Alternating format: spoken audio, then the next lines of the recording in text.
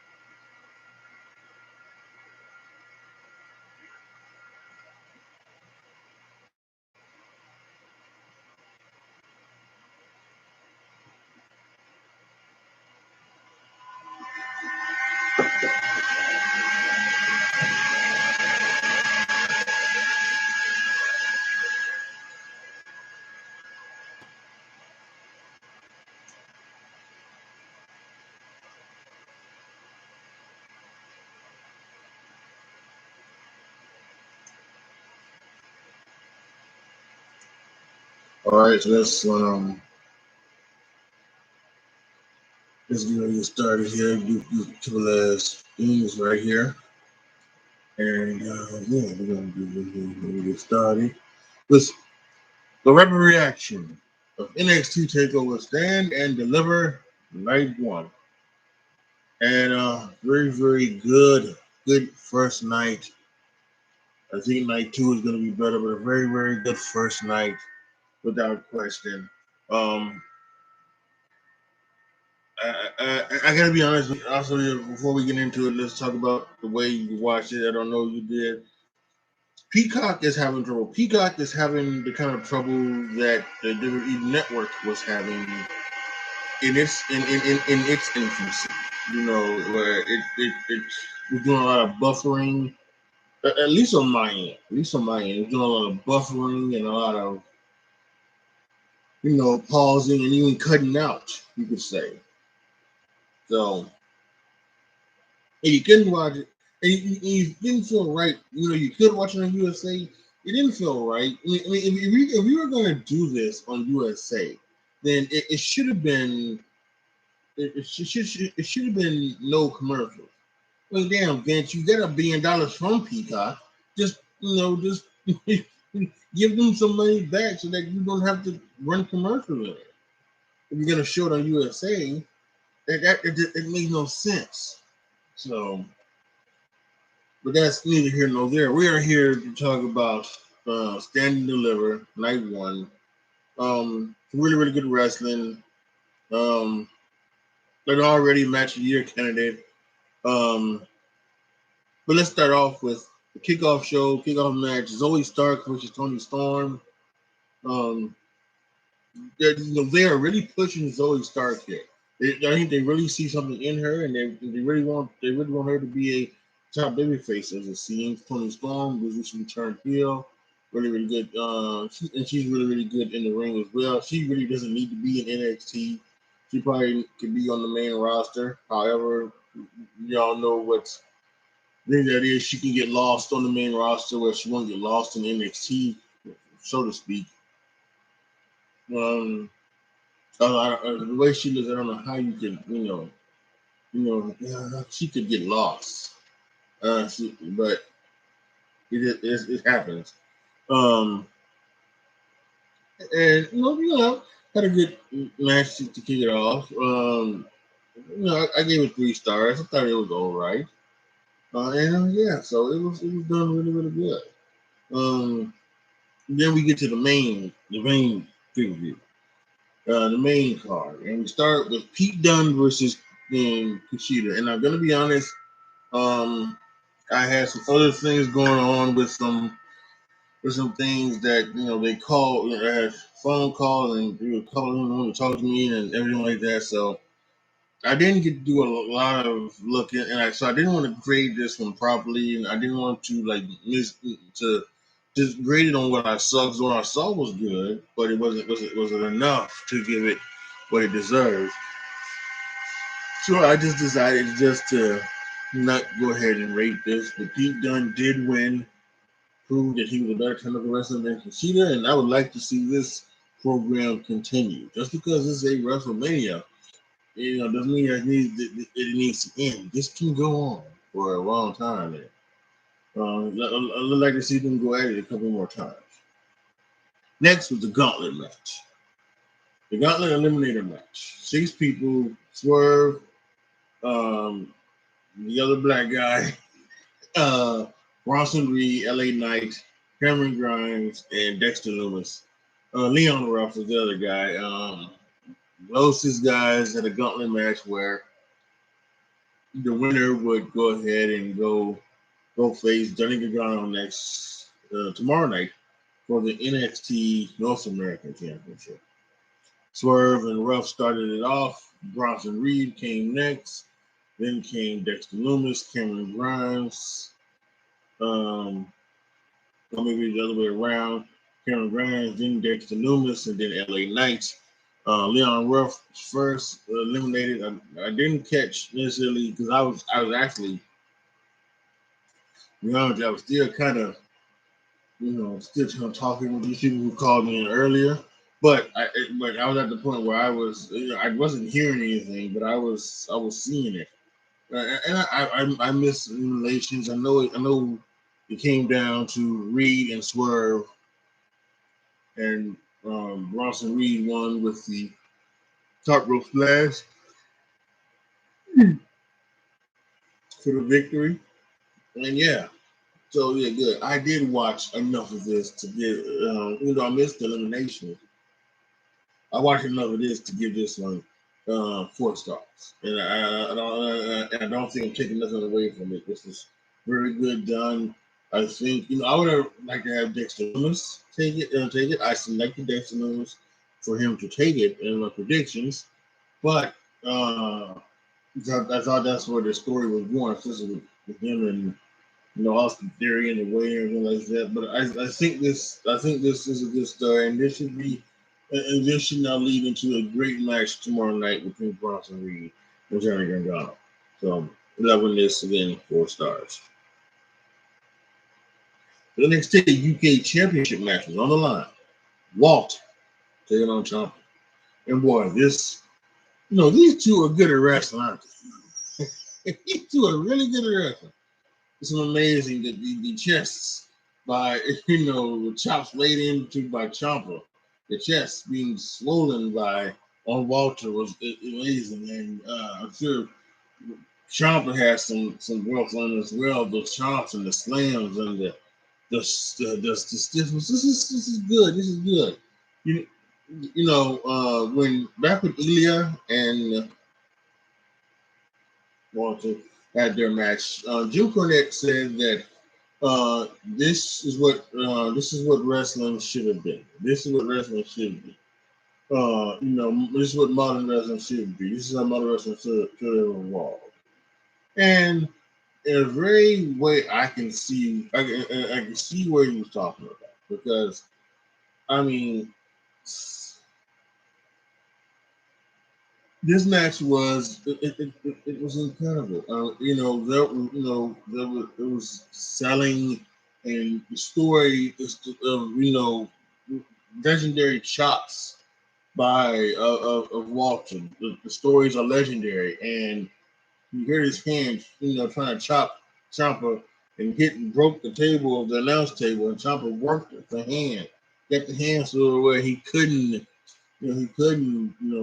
chop. So he was chopping with his left hand, and his left arm chops are not as strong and as powerful as his right hand chop. He couldn't do certain moves because of his right hand. Oh, just great storytelling and psychology from these two. It was just an incredible match. Ciampa hit the fairy tale ending. He did not get the Widow's Bell, But Walter got a couple power bombs.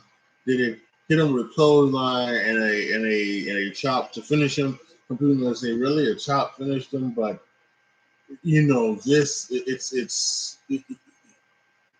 I think when you think about when you watch the match,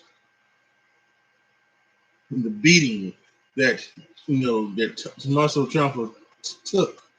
I think that's a great way to end it as well, because then it's almost as if he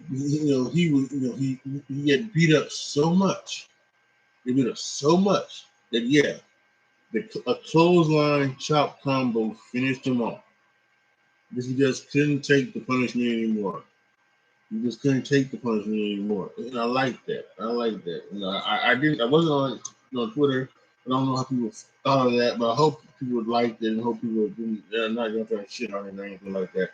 It was a really, really good match, good finish. Again, it was.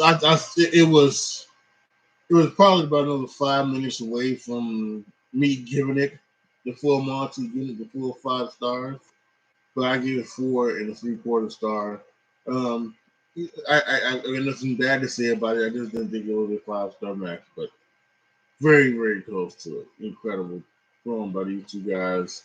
And at that point, the show was stolen, folks. and it's gonna be hard to try to get it back. Um, Especially the next one, the NXT Tag Title match. I think if they would have, if they would have planned this out better, and maybe they didn't, and maybe that's what they did here. Maybe they realized that Walter and Ciampa was probably going to Raw, because I think that's the match that had the most time. I think I would probably think that match had about 25 minutes. 25 minutes. The gauntlet match was probably about a little over 20. That made this made me a little over 25 minutes, maybe. Maybe even 30, even think about it. I don't know. But time flies by when Walter's chopping people. So who knows? But yeah, so then they put the NXT Tag Title match on after this one. The Grizzled Young Veterans versus MSK versus Legado del Fantasma. Well, these three teams did some great stuff, some wonderful moves, and some wonderful things. I think there was a little bit of storytelling in this one too. This one all just a spot fest.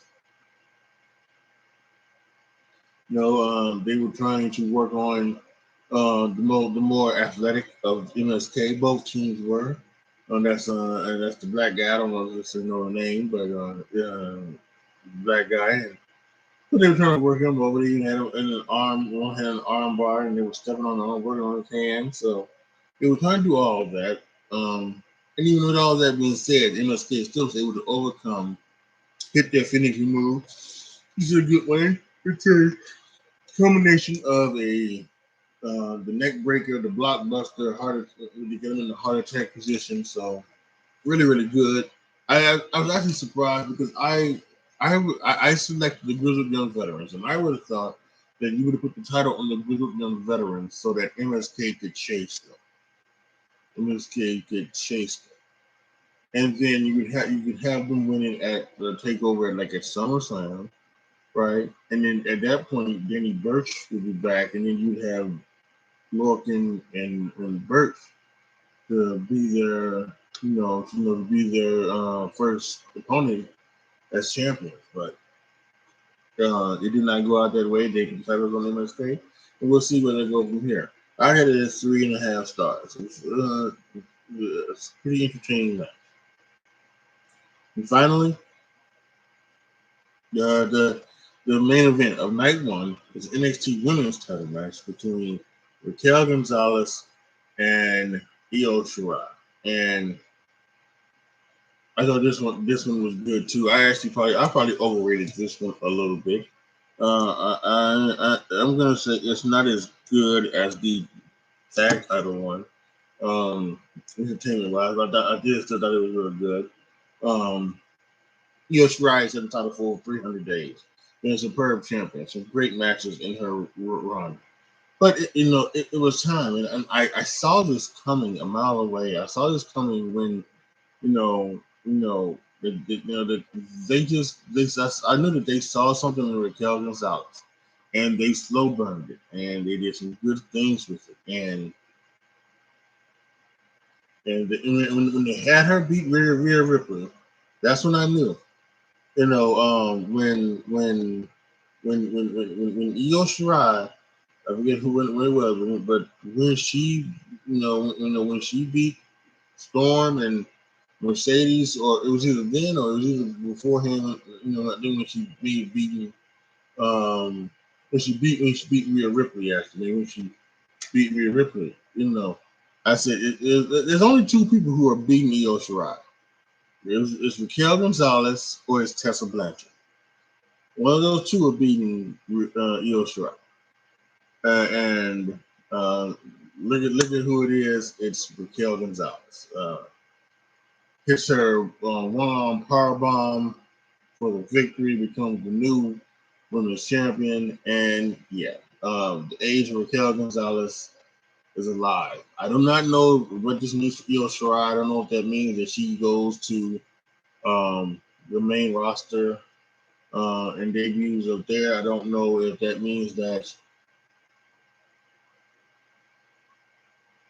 if what that means for a lot of people. I don't know. I don't necessarily know because I think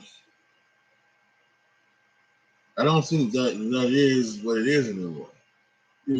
Because a lot of people are. If you would have been told me that you would be seeing Adam Cole and everybody else on NXT, still doing this, and I was saying no, Johnny Gargano, no. I said no, those guys would have been on the main roster, but those guys fit at home in NXT. I think those guys know that NXT gives them a better shot. I think Vince gets if Vince gets one look at Adam Cole, he's going to say he's too small. You're gonna look at him and say he's too small, and he's too small to be a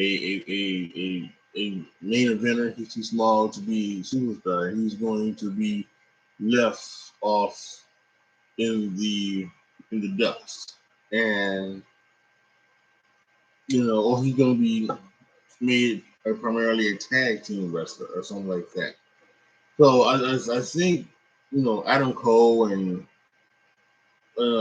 Roderick Strong, a lot of them they're not gonna go to the main roster. They're gonna go to they're gonna stay in NXT where they can continue where they are.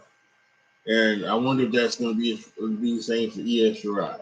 Because the main roster could always use more women. Especially when you put all these women in tag teams, you've got, I think they really truly need to break up Nia and Shayna as a tag team. But then are you gonna bring up Io and have her tag team with somebody, or like I said, is what's her face, Tony Storm going to come up next. So I don't know.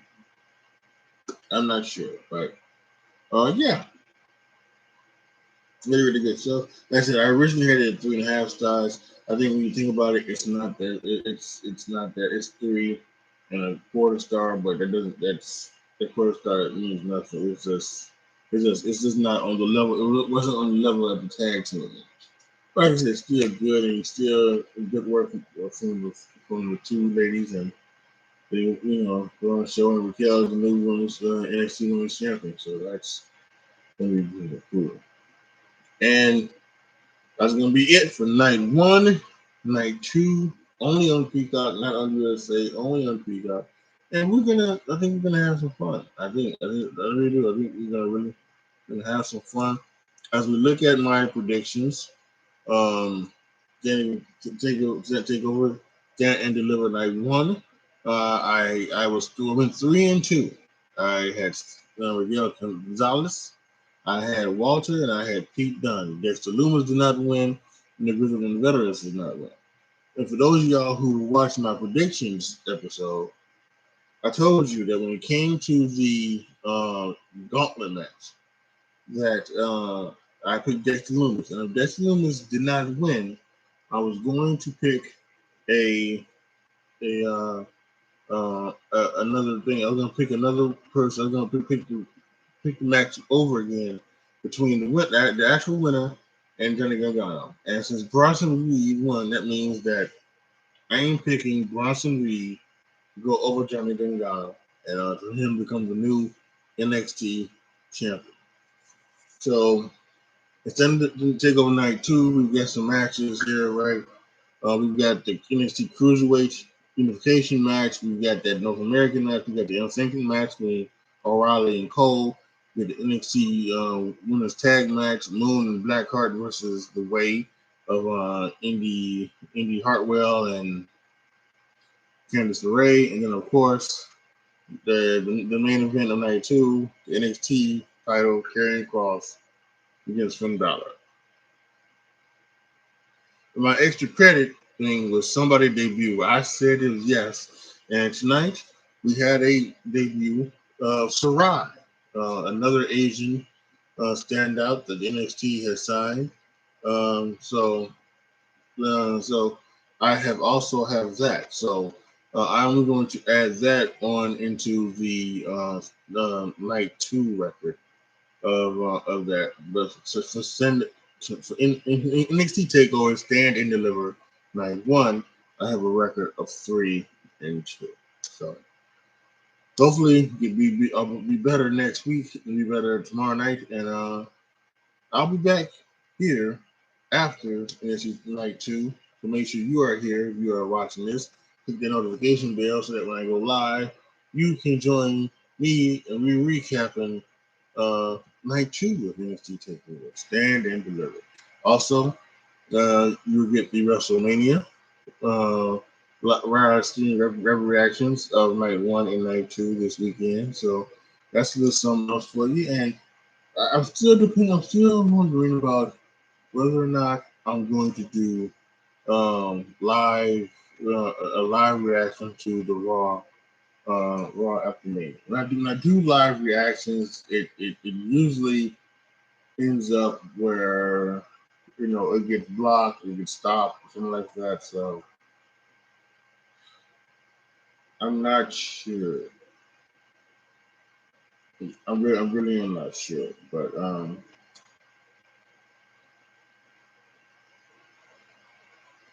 so we'll see. I will let you know.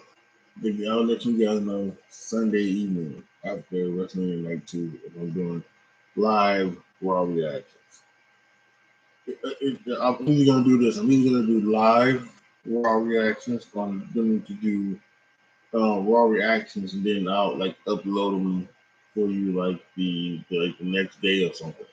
I'll edit them down and upload them the next day or something. So yeah. All right.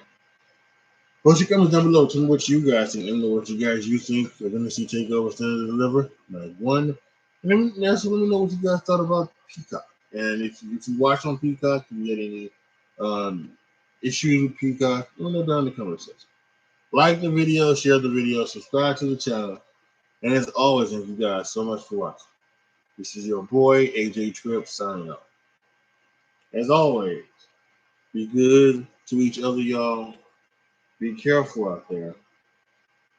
And I am out.